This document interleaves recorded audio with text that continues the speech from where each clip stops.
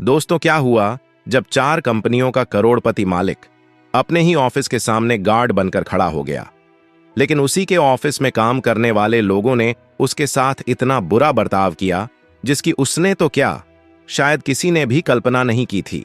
लेकिन जब उसका सच सामने आया तो फिर ऐसा हुआ जिससे सबके होश उड़ गए। ऑफिस के बाहर एक से बढ़कर एक महंगी गाड़ियों की कतारें लगी थीं। मर्सिडीज, BMW, ऑडी जैसे कोई बड़ी शोभा यात्रा निकली हो।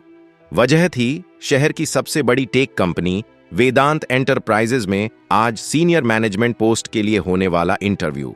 वो पोस्ट बेहद खास थी। महीने की सैलरी 5 लाख और कंपनी के संस्थापक की टीम में काम करने का मौका। इसलिए हर कोई अपने सबसे चमकदार कपड़े पहनकर, बेशकीमती घड़ियां पहनकर और चेहरे पर आत्मविश्वास चिपका कर आया था। इन्हीं लोगों की भीड़ से थोड़ी दूर ऑफिस के गेट के पास एक सीधा सादा लड़का खड़ा था। नीली शर्ट, साधारण पैंट, हल्के बिखरे बाल और चेहरे पर एक अजीब सी शांति। वो किसी से बात नहीं कर रहा था, बस आते जाते लोगों को गौर से देख रहा था। लोगों ने उस पर ध्यान नहीं दिया और जिनकी नजर पड़ी भी, उन्होंने उसे या तो गार्ड समझा या कोई चपरासी। कुछ ने तो बिना सोचे समझे उस पर आदेश भी झाड़ दिए। भाई, पानी मिलेगा क्या? ओए, मेरी गाड़ी पर नजर रखना जरा। गेट अच्छे से खोलना, आज बड़े लोग आने वाले हैं। वो लड़का बस हल्की मुस्कान के साथ सबकी बात सुनता रहा। न विरोध, न कोई सवाल, जैसे उसे सब पहले से पता हो। तभी एक चमचमाती सफेद गाड़ी आकर गेट पर रुकी। ड्राइवर ने दरवाजा खोला और उसमें से निकली एक लड़की। लंबे सीधे बाल, आंखों पर काला चश्मा, तेज चाल और ऊंची एड़ी की आवाज से पूरा फर्श गूंज उठा। हाथ में महंगा मोबाइल, पहनावे में घमंड और चाल में मानो पूरी दुनिया झुकी हो। वो थी मिहिका। उसकी चाल इतनी तेज थी कि गेट के पास खड़े लड़के वेदांत से हल्का टकरा गई। उसने बिना देखे कहा, अंधा है क्या, दिखाई नहीं देता? कोई सामने से आ रहा है या नहीं? सामने से हट, मुझे देर हो रही है, इंटरव्यू के लिए आई हूं। ऐसे खड़े खड़े मत देख सबको। पीछे खड़े कुछ उम्मीदवार हंस पड़े। एक लड़का बोला, अरे भाई, VIP को रास्ता तो दो, कम से कम अपना काम तो ठीक से कर लो। हंसी गूंजती रही, लेकिन वेदांत कुछ नहीं बोला, बस सिर झुकाकर एक कोने में चला गया। भीतर रजिस्ट्रेशन शुरू हो चुका था। एक एक करके उम्मीदवारों को बुलाया जा रहा था। मिहिका सबसे पहले पहुंच चुकी थी। उसने अपना नाम कुछ ऐसे बताया मानो उसी का सिलेक्शन होना तय हो। मिहिका अरोड़ा, उसने कहा। MBA किया है विदेश से और ट्रेनिंग भी इंटरनेशनल लेवल पर की है। पापा का नाम तो आप जानते ही होंगे। रिसेप्शनिस्ट ने मुस्कुराकर बिना कुछ बोले सिर हिला दिया। वो अपने फोन पर किसी से बात कर रही थी। घबराना मत, पोस्ट मेरी ही है। यहां जो लोग आए हैं वो बस दिखावे के खिलाड़ी हैं, असली प्रोफाइल तो मेरा है। उसी वक्त 9वीं मंजिल पर एक सादा कमरा था जहां कुछ CCTV स्क्रीन लगी थीं। हर फ्लोर की लाइव फीड वहां दिख रही थी। उस कमरे में अकेला बैठा था वही सादा लड़का वेदांत। उसके सामने टेबल पर कुछ फाइलें थीं जिनमें उम्मीदवारों की पूरी जानकारी दर्ज थी। नाम, शिक्षा, अनुभव, व्यवहार और सबसे खास कॉलम था नजरिया, जिसमें वो खुद अपने हाथ से नोट्स लिख रहा था। क्योंकि वो कोई गार्ड नहीं था, वो था इस पूरी कंपनी का संस्थापक और मुख्य कार्यकारी अधिकारी, CEO वेदांत अग्रवाल। लेकिन आज उसने अपना सूट पहनना जरूरी नहीं समझा। वो जानना चाहता था कि लोग बिना किसी पहचान जाने दूसरों से कैसे पेश आते हैं। एक एक कर उम्मीदवार इंटरव्यू के लिए भीतर जा रहे थे। वहां 3 सदस्यीय पैनल बैठा था। मानव संसाधन प्रमुख, संचालन विभाग के वरिष्ठ अधिकारी और वेदांत का करीबी एक पर्यवेक्षक।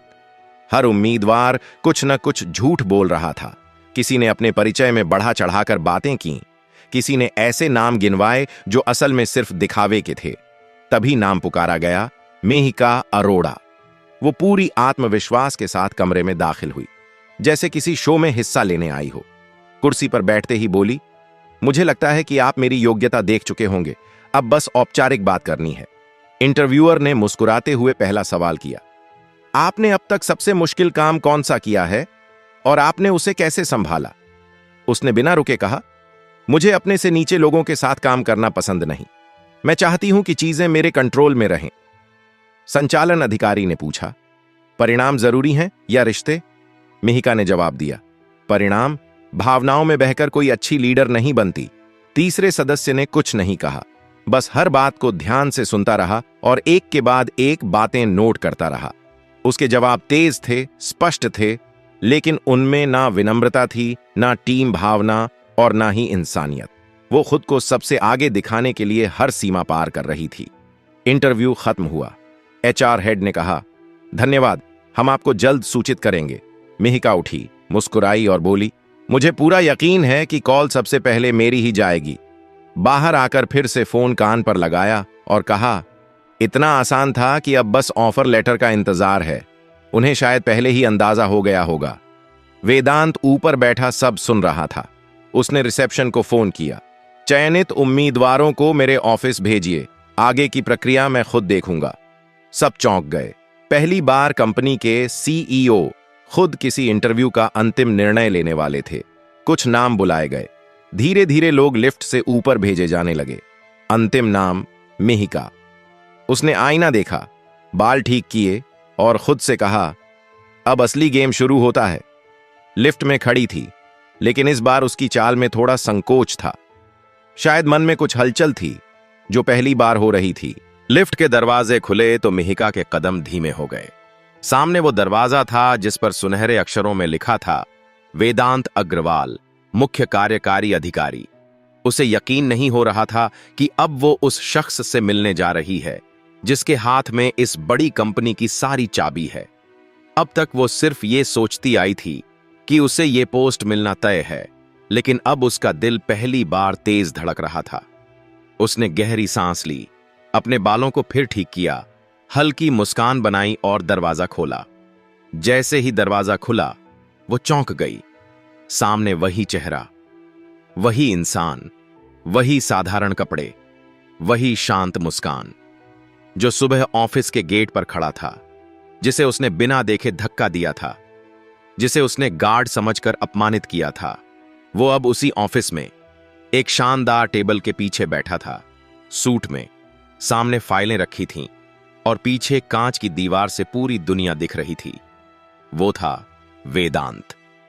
मिहिका के चेहरे से जैसे खून उतर गया। वो एक कदम पीछे हटी, लेकिन दरवाजा बंद हो चुका था। उसके गले से आवाज नहीं निकल रही थी। वो बोलना चाह रही थी, पर शब्द ही नहीं मिले। वेदांत ने उसकी ओर देखा। आंखों में कोई गुस्सा नहीं था। वो धीरे से खड़ा हुआ और सामने रखी फाइल उठाकर पढ़ने लगा। मिहिका अरोड़ा, शिक्षा बढ़िया है, अनुभव भी ठीक ठाक है, आत्मविश्वास भी ज्यादा ही है, लेकिन जो सबसे जरूरी था वो नहीं है, इंसानियत। जब कोई व्यक्ति अपनी भाषा से किसी को नीचा दिखाता है तो उसकी डिग्री, उसके कपड़े, उसके शब्द सब बेकार हो जाते हैं। मिहिका कांप रही थी। उसने कांपते हुए कहा, मैं जानती नहीं थी कि आप ही। वेदांत ने उसकी बात बीच में ही रोक दी। जानना जरूरी नहीं होता, समझना जरूरी होता है। जब किसी को देखकर आप उसके कपड़े, उसका स्टाइल देखकर उसकी हैसियत तय कर दो, तो आप किसी भी पोस्ट के काबिल नहीं रह जाते। मिहिका की आंखों में आंसू तैरने लगे। वो अब खुद को मजबूत नहीं रख पा रही थी। आप चाहें तो मुझे माफी मांगने का मौका दें, उसने कहा। मुझे समझ में आ गया है कि मैंने क्या किया। वेदांत ने उसका चेहरा देखा, फिर टेबल पर रखी फाइल बंद की। धीरे से कहा, माफी मांगना आसान होता है, लेकिन सबसे कठिन होता है ये जानना कि आप माफी के लायक हैं भी या नहीं। आपने मुझे नहीं, मेरी सोच को नीचा दिखाया था, और ऐसी सोच इस कंपनी में 1 इंच भी जगह नहीं ले सकती। उसने फाइल को उठाकर एक तरफ रख दिया, फिर हाथ से दरवाजे की ओर इशारा किया। आप जा सकती हैं। मिहिका की आंखों से आंसू निकल पड़े। उसकी चाल अब वैसी नहीं थी जैसी सुबह थी। अब वो लड़की जो सबसे ऊंची एड़ी पहनकर सबसे तेज चलती थी, अब चुपचाप झुकी नजरों से बाहर निकल रही थी। वो उसी लिफ्ट में बैठी, लेकिन अब अकेली थी, सिर झुका हुआ, होंठ कांपते हुए। नीचे आते वक्त उसे वो हर पल याद आ रहा था। गेट पर वेदांत से टकराना, उसके लिए बोली गई बातें और दूसरों के सामने उसकी बेइज्जती करना। अब वो हर शब्द उसके दिमाग में हथौड़े की तरह बज रहा था। जैसे ही लिफ्ट नीचे पहुंची, वो बाहर निकली तो सारे चेहरों की नजरें उसकी ओर थीं। किसी ने कुछ नहीं कहा, लेकिन सब कुछ कह दिया गया था। वो बिना किसी से आंख मिलाए बाहर निकल गई। उसी वक्त ऑफिस के बाहर लगी बड़ी डिजिटल स्क्रीन पर लिखा था, वेदांत एंटरप्राइजेज, हम योग्यता से पहले विचार देखते हैं। और उसी के नीचे एक पंक्ति थी, कभी किसी की सादगी को उसकी औकात मत समझो, क्योंकि कई बार जो सबसे सादा होता है वही सबसे बड़ा होता है। कहानी यहीं खत्म नहीं हुई, लेकिन बदला पूरा हो चुका था। वेदांत ने कुछ नहीं कहा था, लेकिन जो कहा वो जिंदगी भर याद रहेगा।